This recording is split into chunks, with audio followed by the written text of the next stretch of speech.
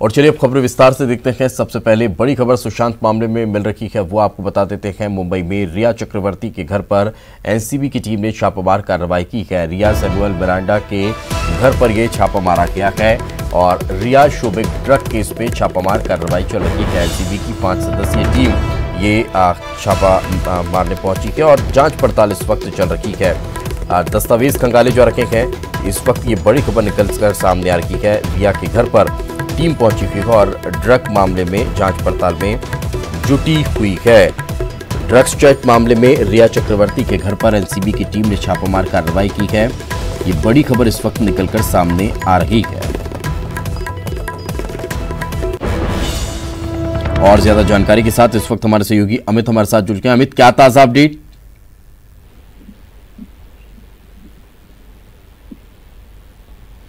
अमित, आप अगर मेरी आवाज सुन पा रहे हैं तो रिया मामले को लेकर क्या ताजा जानकारी मिल पा रही है? देखिए, रिया चक्रवर्ती के घर पे और सैमुअल मिरांडा घर पे नारकोटिक कंट्रोल ब्यूरो की छापेमारी हुई है।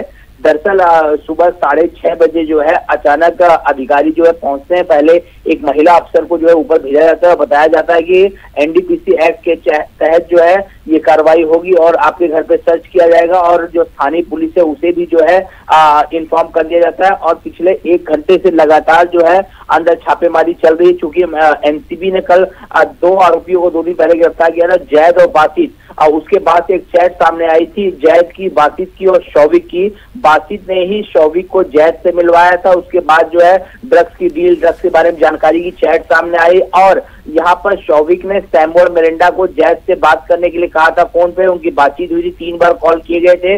उसके बाद शौविक ने इंस्ट्रक्शन दिया था सैमुअल को कि आप 10,000 रुपए जो है उसे दे दीजिए और 5 किलो ड्रग्स कलेक्ट करने की बात की थी। और 2 अनजान व्यक्ति पहुंचे थे जिन्हें जैद ने जो है ड्रग्स जो है सपुर्द किया था उनके। लेकिन जब उनकी ट्रेस लोकेशन खंगाली गई थी तो जहां पे ड्रग्स की डील हुई थी वहां पे जैद और सैमुअल मिरांडा मौजूद थे। यानी कुल मिलाकर देखें तो शौविक और सैमुअल मिरांडा पे जो है एनसीबी का जो शिकंजा कसता नजर आ रहा है। क्योंकि अभी तक एनसीबी ने ड्रग्स के मामले में 4 आरोपियों को गिरफ्तार किया है। करण, अब्बास, हालांकि उन्हें बाद में जो है बेल मिल गई थी। उसके बाद से जो है 2 और आरोपी थे, जैद और बासित। और उसके बाद जो है फैजान नाम के शख्स से जो है कल से पूछताछ चल रही है। और कल हमने देखा कि एक और चैट निकल सामने आई जिसमें रिया और उनके भाई शौविक जो है ड्रग्स को लेकर बातचीत कर रहे हैं यहाँ पर। और एक लास्ट अक्टूबर महीने की यानी 2019 अक्टूबर की चैट आई थी एक दिन की, जिसमें 50 से ज्यादा बार शौविक ने ड्रग्स डीलर से बात की थी, ड्रग्स के बारे में जानकारी ली थी, कहाँ खेप पहुंचाई जाएगी उसकी बातचीत हुई थी। तो कुल मिलाकर देखा जाए तो एनसीबी का शिकंजा लगातार जो है वो कसता चला जा रहा है। इस चैट के आधार पर इस समय एनसीबी की टीम जो है रिया, शौविक, उनके माता पिता से पूछताछ कर रही है। घर में सर्च ऑपरेशन चल रहा है और इस टीम को जो लीड कर रहे हैं केपीएस मल्होत्रा और समीर वानखेड़े, वो दोनों लोग भी जो है उनके घर पहुंच चुके हैं। और दूसरी अपडेट यह है कि सैमुअल मिरांडा के वकोला में जो उनका घर है वहां पर टीम पहुंच गई और लगातार सर्च ऑपरेशन जो है वो चल रहा है। अमित, तो क्या लग रहा है कब तक ये पूरा सर्च ऑपरेशन चलेगा और क्या इसके बाद कई और बड़े नामों का खुलासा भी हो सकता है? निश्चित, जैसा मैंने आपको कहा 4 गिरफ्तारियां हो चुकी हैं। फैजान इब्राहिम 5वां शख्स जो है वो हिरासत में, उनसे भी लगातार पूछताछ चल रही। कल जैद को कोर्ट में पेश किया गया था, 9 तारीख तक जो है रिमांड ले ली गई और रिमांड के बाद लगातार देर रात से जो है पूछताछ चल रही। निश्चित कह सकते हैं बहुत बड़े नाम जो है वो सामने आ सकते हैं। और जिस तरह से शौविक की एक के बाद एक करके ड्रग्स की चैट सामने आई है, निश्चित तौर पर कह सकते हैं रिया चक्रवर्ती और शौविक चक्रवर्ती की मुश्किलें लगातार बढ़ती चली जा रही है। अभी कुछ ही देर पहले जो डायरेक्टर है जिनके मार्गदर्शन में पूरी इंफॉर्मेशन ली जा रही, जो पूरी जांच चल रही, केपीएस मल्होत्रा, अभी 10 मिनट पहले जो है रिया के घर पे जो है पहुंचे हुए हैं। तो निश्चित तौर पे पहले टीम पहुंचती है, 5 अधिकारी पहुंचते हैं, एक महिला अधिकारी पहुंचती है, स्थानीय पुलिस पहुंचती है। उसके 1 घंटे बाद जो है केपीएस मल्होत्रा पहुंचते हैं। निश्चित तौर पे कह सकते हैं कुछ न कुछ लीड जो है जरूर जो है एनसीबी के हाथ लगी है। वरना ये कहा गया था पहले पत्रकारों को कि हम सम्मन देने जा रहे हैं। ये भी खबर आई थी कि आज सम्मन दिया जाएगा और कल जो है शौविक और सैमुअल से पूछताछ की जाएगी। लेकिन अचानक जो है पत्रकार पहुंचते हैं और सरप्राइजली जो है रेड शुरू कर दी जाती है। यानी पूरी सोची समझी जो है रणनीति के तहत जो है एनसीबी काम कर रही है। बिल्कुल, लेकिन अमित एक और चीज ये भी समझना चाहेंगे, पहले अगर बॉलीवुड को देखा जाता था तो अंडरवर्ल्ड का कनेक्शन वहां पर नजर आता था। अब ड्रग मामले को लेकर जिस तरह से एंट्री होती हुई नजर आ रही है, तो इससे क्या लग रहा है, किस तरह से ये मामला अभी इतना छोटा दिखाई देता नहीं है, ये और ज्यादा क्या बढ़ेगा और ब्रॉड होगा? देखिए, निश्चित तौर पे आपको याद होगा जब एनसीबी ने मामला दर्ज किया था तो राकेश अस्थाना जो डीजी एनसीबी, उन्होंने दिल्ली में साफ तौर पे कहा था कि जिस तरह से 1993 ब्लास्ट के बाद जो है अंडरवर्ल्ड की कमर जो है तोड़ दी गई थी, अंडरवर्ल्ड को खत्म कर दिया गया था, उसी तरह का ऑपरेशन जो है एनसीबी चलाई और ड्रग डीलरों पे लगातार शिकंजा कसता चला जा रहा है। मैं आपको बताऊं, कई सारे ड्रग्स डीलर जो है वो अंडरग्राउंड हो गए हैं, कईयों के फोन नहीं लग रहे हैं, कईयों का ट्रेस लोकेशन नहीं हो रहा है।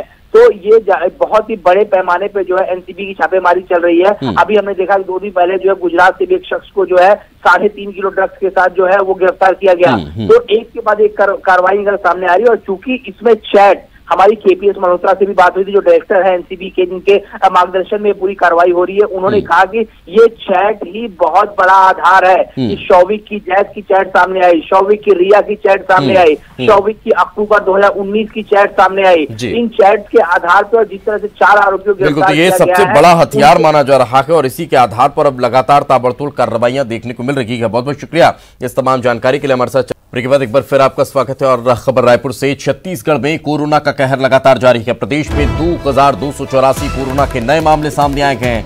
रायपुर से सबसे ज्यादा 712 लोग कोरोना पॉजिटिव हुए हैं। पिछले 24 घंटे में 16 लोगों की जान चली गई है। कुल पीड़ितों की संख्या बढ़कर 37,967 पहुंच चुकी है। अब तक 315 लोगों की जान गई है। अब तक 18,950 लोग कोरोना को मात भी दे चुके हैं। प्रदेश में एक्टिव मरीजों की संख्या भी 18,702 है।